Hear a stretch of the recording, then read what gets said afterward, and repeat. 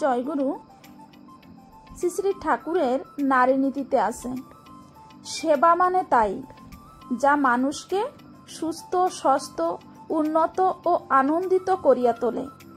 আর তা হয় না, অথচ শুশ্রূষা আছে, সে সেবা অপলাপকেই আবহন করে।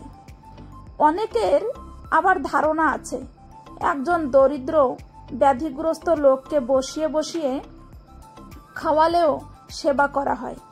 এটা ঠিক নয়, বরং তা সেবার অপলাপের মধ্যে পড়ে। কারণ যে সব দোষের জন্য তার ভিতরে দারিদ্র রূপ ব্যাধি এসেছে, সেই দোষগুলি সরিয়ে দিয়ে তাকে যোগ্য করে তোলার প্রচেষ্টাকে বাদ দিয়ে দরিদ্র ব্যাধিকে প্রশ্রয় দিলে সে আরও বেশি করে ওই রোগগ্রস্ত হয়ে পড়বে।